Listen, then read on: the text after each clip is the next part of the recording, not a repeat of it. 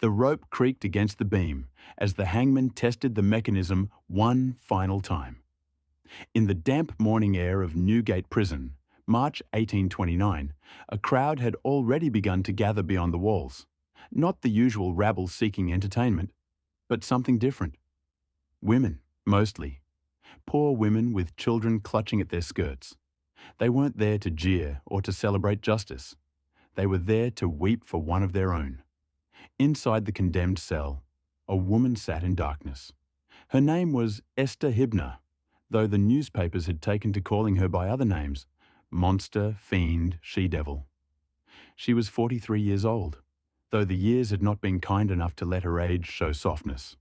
Her hands, rough and red from decades of labour, rested motionless in her lap. In a few hours, she would become one of the last women in England to hang for murder. But her story, the real story beneath the sensational headlines and the public outcry, was far more complex than the simple narrative of evil the courts had constructed. This is a story about Victorian England before Victoria herself took the throne, about the brutal machinery of industrialisation that ground human beings into profit, and about a woman who tried to create something resembling family in a world designed to crush the vulnerable. It's a story that makes us confront uncomfortable truths about who we call villain and who we call victim, and about the systems that create both. Before we continue into the darkness of Esther's final days and the events that led her there, I want to pause and speak directly to you. If stories like this resonate with you, if you believe that history's forgotten voices deserve to be heard, that the uncomfortable truths of the past can illuminate our present, and that we should understand the full complexity of human experience rather than settling for simple moral tales, then please consider subscribing to this channel. This community thrives because people like you value deep, nuanced historical storytelling. Your support, whether through subscribing, sharing, or simply engaging with these stories, helps keep these voices alive. Every subscription tells me that this work matters, that these hours of research and careful reconstruction of forgotten lives serve a purpose beyond entertainment. Now, let's return to Esther's world, to the London that made her, and to understand how a woman could be both caregiver and killer in an age that offered few other choices. The London of the 1820s was a city consuming itself. The Industrial Revolution had transformed Britain's capital into a churning mass of nearly 1.5 million souls, all pressed together in an urban landscape unprepared for such numbers. The air itself was a thick soup of coal smoke and river fog, the infamous London particular that could reduce visibility to a few feet and left a black residue on every surface. The Thames, which ran through the heart of the city, had become an open sewer, its waters so polluted that cholera lurked in every cup of water drawn from public pumps. In this London, children were currency. The factories demanded them, the chimney sweeps needed them, the workshops couldn't function without them. Small fingers could operate delicate machinery, small bodies could squeeze into spaces adults couldn't reach, and small stomachs could be filled more cheaply than those of grown labourers. But there was a problem. A massive, overwhelming problem that the rapid urbanisation had created. Thousands upon thousands of children had no one to claim them. Some were orphans in the truest sense, their parents carried off by disease, industrial accidents, or simple malnutrition. Others were the unwanted products of unmarried mothers, women who faced social death if they kept their illegitimate children but couldn't afford to feed them if they tried. Still others came from families so desperately poor that parents made the agonizing calculation that their children might have better chances of survival elsewhere, anywhere, than in their own homes. In the rookeries of St. Giles and the slums of Bethnal Green, families of 8 or 10 might occupy a single room, sharing the space with rats and lice, watching their children's ribs slowly emerge through thinning skin. Into this crisis stepped an institution that seems, from our modern vantage point, almost incomprehensible in its cruelty: the parish apprenticeship system. In theory, it was meant to be a solution, a way to provide for destitute children while training them in useful trades. Parish workhouses, overwhelmed with abandoned and orphaned children they couldn't afford to maintain, would bind these children as apprentices to masters in various trades. The children would receive room, board, training, and, theoretically, care until they reached adulthood. In exchange, their labour belonged entirely to their masters. In practice, it was legalised slavery wearing a philanthropic mask. Esther Hibner ran what the parish officials called a tambour working establishment in Cumberland Street, a narrow, grim thoroughfare in the Marylebone district. Tambour work, embroidery done on a particular kind of frame, was one of the few trades deemed suitable for female apprentices. It required patience, dexterity, and hours upon hours of close work in poor light. The finished products, delicate decorations for the dresses and furnishings of the wealthy, commanded good prices. The labour that produced them cost almost nothing. Esther had taken in parish apprentice girls for years. The arrangement was straightforward. The parish paid her a small sum for each child she accepted, provided their basic clothing, and washed their hands of all further responsibility. What happened behind the doors of her establishment was Esther's business. The parish officers who placed children with her never visited. The neighbourhood, accustomed to the sounds of industry and hardship, learned not to hear what they didn't want to know. The house on Cumberland Street was narrow and dark, like most London buildings of its class. 4 stories tall, but barely 20 feet wide, it pressed against its neighbours in an unbroken terrace. Inside, every room served a purpose in the business. The ground floor workroom, lit by a single window facing the street, held the tambour frames where the girls laboured. The kitchen in the basement, damp and poorly ventilated, provided minimal meals. The upper floors contained sleeping quarters, if wooden boards laid on bare floors could be called such, where the apprentices collapsed after their daily labour. At its height, Esther's establishment housed nearly a dozen girls, ranging in age from 6 to 14. They came with nothing but the parish workhouse uniforms on their backs and a piece of paper that signed away their childhoods. Most couldn't read what the documents said. Few understood that they were binding themselves for years, that they had no legal right to leave, that their masters held near absolute power over them. To understand what happened in that house, we must first understand Esther herself, and this is where the story becomes complicated. The newspapers of 1829 painted her as purely monstrous, a woman devoid of human feeling who tortured children for pleasure. But the truth, as always, was more nuanced and somehow more terrible. Esther Hibner had not been born to power or privilege. She had climbed from poverty herself through the only means available to a woman of her class: hard work, harder choices, and the ruthless efficiency that the market demanded.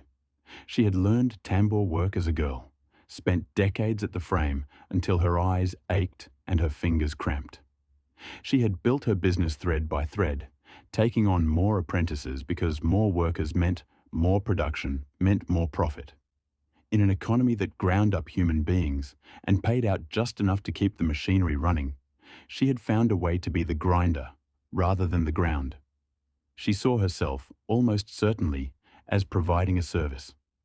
The girls who came to her would have died in the workhouse or starved on the streets. She was teaching them a trade, feeding them, housing them. That this cost her as little as possible while extracting maximum value from their labour. Well, that was simply business. That was how the entire economic system functioned. Factory owners worked children 14 hours a day and called it progress. Mine operators sent 6-year-olds into pitch-black tunnels and called it opportunity. Esther worked her apprentices until exhaustion and called it training. But somewhere in that house, in the grinding pressure of making profit from poverty, something darker took root. The line between discipline and cruelty, already thin in an age that believed children needed breaking like young horses, disappeared entirely. The apprentices were no longer children learning a trade. They were production units, and when production units failed to perform adequately, they required correction. Frances Colpitts arrived at Cumberland Street in 1828. She was 10 years old, though malnutrition had left her looking younger. Her mother had died of fever, her father of drink, and the parish had scooped her up with routine efficiency. In the workhouse, she had at least received regular meals, however meagre. At Esther's house, she discovered that food was a reward for productivity, and productivity demanded impossibilities. The girls rose before dawn, stumbling down to the cold washroom where they were permitted a quick splash of icy water before beginning their work. Breakfast, when it came, might be thin gruel or stale bread, portions calculated to the exact minimum needed to sustain life and labour. Then to the frames, where they would work until midday, their fingers flying over the delicate fabric, creating flowers and vines and decorative patterns that their masters would never be able to afford. The tambour work required not just speed, but perfection. A single misplaced stitch could ruin an entire piece. Poor eyesight, common among the malnourished, made mistakes inevitable. Exhaustion made them multiply, and every mistake had consequences. Esther's daughter, Anne, helped run the establishment. Together, mother and daughter maintained discipline through a system of escalating punishments that would eventually shock even a society accustomed to harsh treatment of the poor. Girls who worked too slowly might be denied meals. Those who made mistakes might be struck with a wooden tambour stick. Those who complained might be confined in the coal cellar, a dark hole beneath the house where the dampness soaked into your bones and the blackness felt like a living thing. Frances Colpitts began to fail almost immediately. Her hands, damaged by chilblains, couldn't maintain the speed required. Her eyes, weak from birth and worsened by years of poor nutrition, couldn't see the fine work clearly. She squinted and struggled and fell further behind with each passing day. The other girls watched and learned to keep their heads down. There was no solidarity possible in such circumstances, no collective resistance. Each girl was fighting for survival in a zero-sum game where another's failure might mean you received her portion of food, where drawing attention to yourself could be fatal. They learned not to see, not to hear, not to know. The winter of 1828 to 1829 was particularly brutal. Coal was expensive, and Esther was running a business, not a charity. The house stayed cold. Cold enough that water froze in the wash basins. Cold enough that the girls' breath came out in clouds as they worked. Frances, already weak, began to sicken. A cough developed, deep and wet, the kind that Londoners recognised as potentially fatal. But sick apprentices were useless apprentices, and useless apprentices still required feeding. What happened next was documented in the trial records, testified to by the other apprentices in voices so quiet the judge repeatedly had to ask them to speak up. Frances was denied food entirely. When she was too weak to work, she was beaten. When the beating produced no improvement, she was confined in the coal cellar for days at a time, pulled out only to attempt work before being returned to the darkness. The other girls could hear her crying through the floors. They could hear her calling for her dead mother. They could hear, eventually, the crying stop. On a February morning in 1829, one of the apprentices was sent to fetch Frances from the cellar. She found the child lying motionless on the coal, her body so thin that her bones were clearly visible through her skin, her face bruised and swollen. Frances Colpitts was dead. She had been 10 years old. In another time, in another place, her death might have gone unnoticed. Parish apprentices died regularly, from disease, from accidents, from the simple grinding poverty of their circumstances. Their deaths were recorded with bureaucratic efficiency and forgotten with equal speed. But something about Frances's death was different, perhaps because Esther's neighbours had finally heard too much. Perhaps because the other apprentice's visible condition shocked even hardened local authorities. Perhaps because the tide was beginning to turn, slowly, on the most egregious abuses of the industrial system. A local surgeon was called to examine the body. What he found horrified him. Frances weighed less than 30 pounds, half what a healthy 10-year-old should weigh. Her body bore marks of repeated beatings, some old and healed, some recent. She had suffered from malnutrition so severe that her growth had been stunted. The immediate cause of death was determined to be a combination of starvation, exposure, and the accumulated effects of abuse. The surgeon reported his findings to the authorities. The parish, suddenly concerned about its reputation, launched an investigation. The other apprentices were removed from Esther's establishment and, for the first time, allowed to speak about what they had endured. Their testimonies painted a picture of systematic cruelty. They described being beaten with sticks and fists, being denied food for days, being forced to work until they collapsed. They described Frances's final weeks, her desperate attempts to please her mistresses, her visible deterioration, her disappearance into the cellar. One girl, Emily, testified that she had been forced to share a bed with Frances's corpse the night she died, a punishment for some forgotten infraction. The newspapers seized on the story with the fervour that Victorian media would bring to any tale of spectacular cruelty. "The Marylebone monster," screamed the headlines. "Female fiend starves innocent child." The trial, held at the Old Bailey in March 1829, became a sensation. The courtroom was packed with spectators, many of them women from the poorer districts who saw in Frances's fate the precariousness of all their children's lives. Esther's defence attorney attempted to argue that she had provided the care expected of an apprentice master, that the child had been sickly when she arrived, that death from disease was common among the poor. But the evidence was overwhelming. The other apprentices testified. The surgeon presented his findings. Neighbours, finally willing to speak, described the sounds that had emerged from the house. The prosecution painted Esther as a monster, an aberration, a woman who had violated every natural maternal instinct. This narrative was comfortable for the spectators and the jury. It allowed them to believe that Frances's death was the result of individual evil rather than systematic exploitation. It meant they didn't have to examine the parish apprenticeship system that had made such abuse not only possible, but profitable.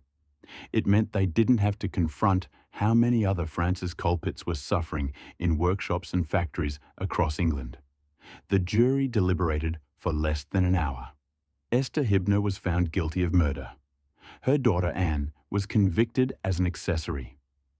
The judge, in passing sentence, called Esther's crimes most barbarous and unnatural, and noted that she had violated every duty which ought to be held sacred by one of your sex.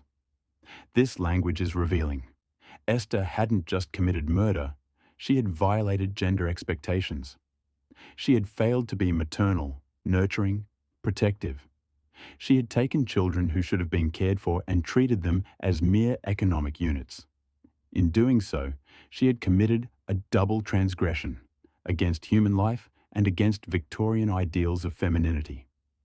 But here's the uncomfortable question that haunted contemporary observers and should haunt us. Was Esther Hibner really so different from the countless male factory owners, mine operators, and workshop masters who routinely worked children to death? Was her crime truly worse than the systemic exploitation that killed thousands of children every year? Or was it simply more visible, more personal, and more threatening because it was committed by a woman? The male industrialists who employed children in dangerous conditions, who paid starvation wages, who dismissed safety concerns as bad for business, they were rarely prosecuted. When children died in their factories, it was called an accident or an unavoidable consequence of progress. They could hide behind the abstract language of economics, behind the distance between owner and worker, behind the masculine respectability that made their exploitation seem like legitimate business rather than cruelty. Esther had no such protection. She worked directly with her victims. Her abuse was personal and visible, and she was a woman operating in a commercial sphere, lacking the social legitimacy that might have shielded her actions from scrutiny. In the days between her conviction and execution, Esther received visits from prison chaplains who urged her to repent and find salvation. There is no record of what she said to them, whether she expressed remorse or maintained her innocence, whether she saw herself as a murderer or as a businesswoman who had simply been caught in an unfortunate situation. The newspapers reported that she remained hardened and impenitent, but Victorian reporters were not known for their sympathy toward condemned women. On the morning of her execution, March 13, 1829, Esther was led from her cell to the gallows. The crowd that had gathered was unusual. Not the typical execution spectators seeking entertainment, but a mixed group that included many women and even some social reformers who had taken up Frances's case as evidence of the need for reform of the apprenticeship system. As the noose was placed around her neck, Esther Hibner became a symbol.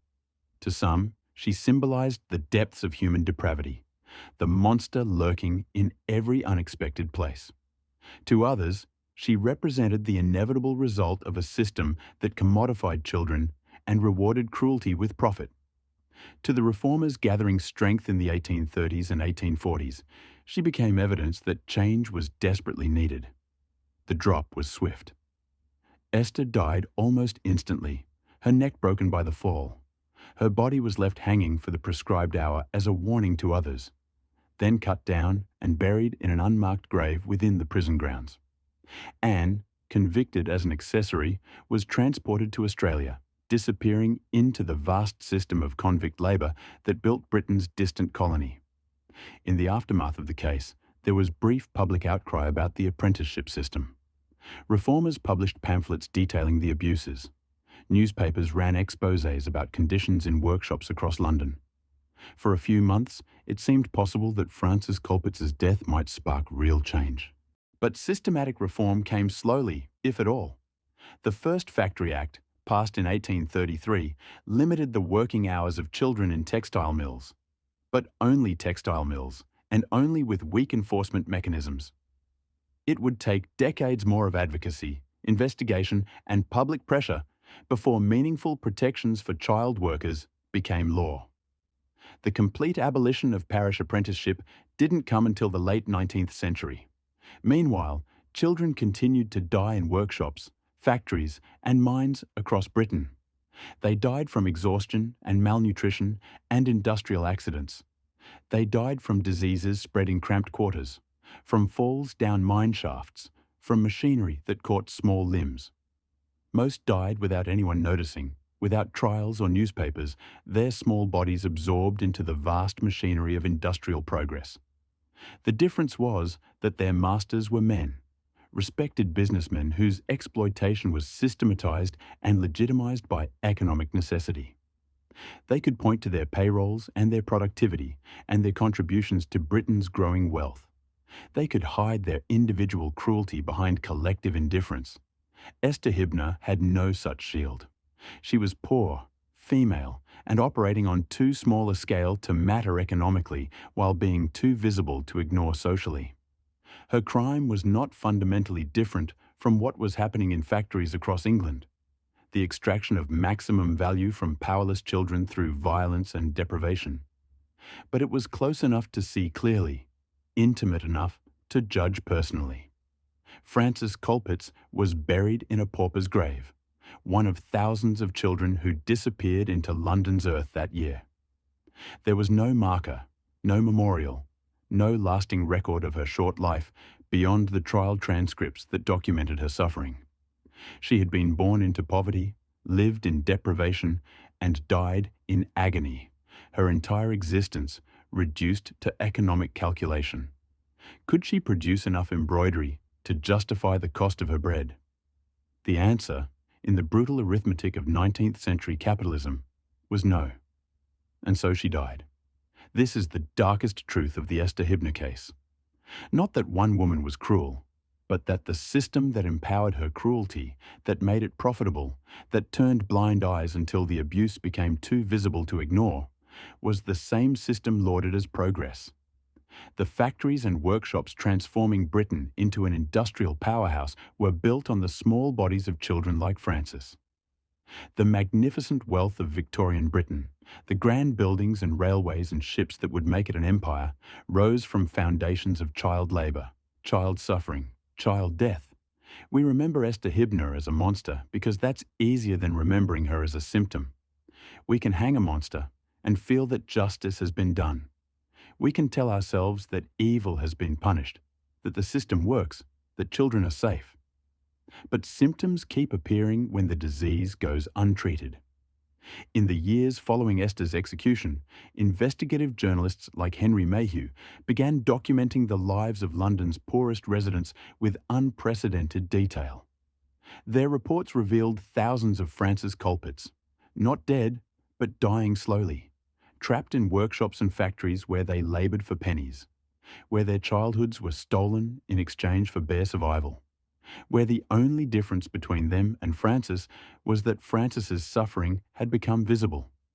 Charles Dickens, whose own childhood had been scarred by labour in a blacking factory when his father was imprisoned for debt, would channel the realities of children like Frances into novels that shocked and moved Victorian readers. Oliver Twist, published less than a decade after Esther's execution, gave a face and a voice to the parish children trapped in a system that valued them only for their labour. The character of Nancy, murdered for trying to help a child escape exploitation, echoed elements of the cases that had shocked London in the 1820s and 1830s. But literature and journalism, however powerful, moved more quickly than law. Real legal protections for children accumulated slowly, piece by piece, over decades of activism. Each reform was fought bitterly by industrialists who argued that limitations on child labour would destroy British competitiveness, that children needed to work for their own moral development, that interference with business was un-British. The same arguments that had allowed Esther Hibner to take parish apprentices with no oversight or accountability protected far larger operations employing hundreds or thousands of children in even more dangerous conditions. The difference was scale, respectability, and gender. A poor woman running a small workshop could be prosecuted and executed. Wealthy men running massive factories faced at most minor fines for violations that killed and maimed. Today, we look back at the Victorian era with a mixture of fascination and horror. We see the magnificent architecture, the technological innovation, the expansion of empire, the flourishing of arts and literature. We tend to forget or minimize the cost of that magnificence. The children in the mines and factories, the workers in disease-ridden slums, the global exploitation that funded it all. Esther Hibner forces us to confront that cost directly. Her story can't be sanitized or romanticized. It can't be easily categorized into simple moral lessons. She was both villain and victim, both perpetrator and product of her circumstances. She created a family of apprentices bound to her by law and economics rather than love, and she failed them catastrophically. But the society that enabled her crimes, that made them profitable, that looked away until a child died, that society failed them first. Frances culprits deserved to live. She deserved childhood, education, opportunity, love. She deserved to grow up, to make choices, to experience joy and sorrow as an adult, rather than as a starving child in a coal cellar. The legal system that hanged Esther Hibner gave Frances a measure of justice, perhaps.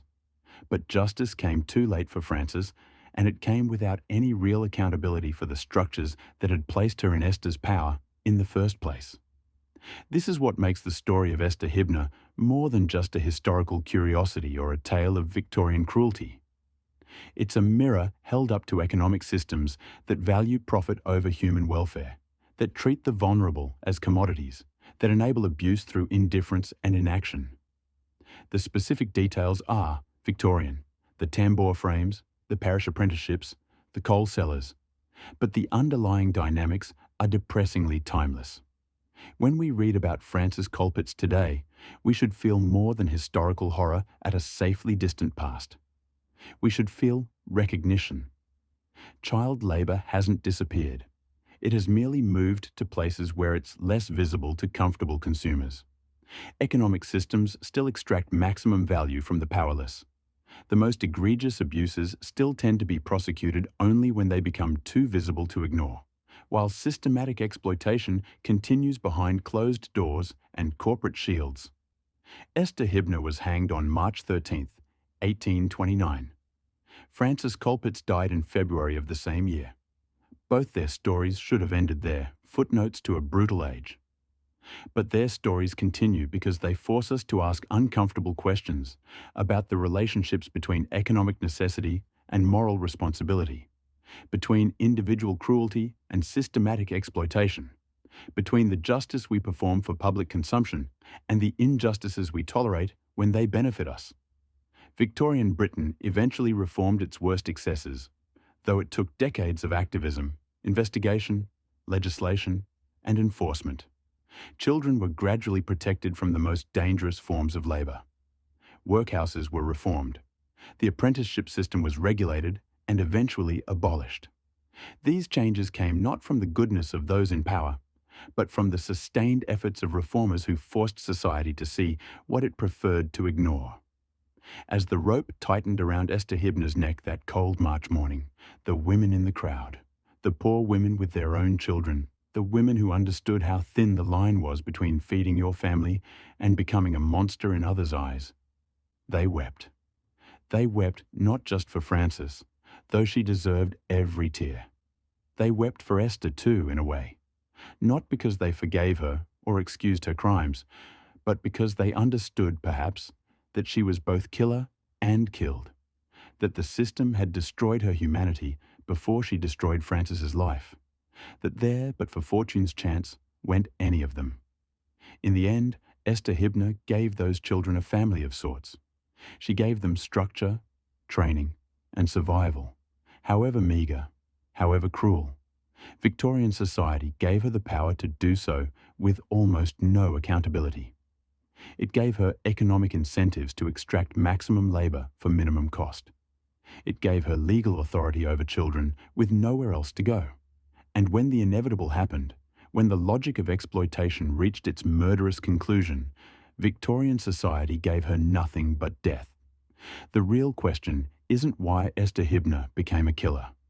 The real question is why the society that created her, empowered her, and profited from systems like hers felt satisfied with hanging one woman while leaving those systems fundamentally intact. That question haunts us still, in every story of exploitation and abuse that shocks us briefly before we return to our comfortable ignorance, in every systematic injustice we acknowledge but fail to address, in every individual we punish for crimes that entire systems enable.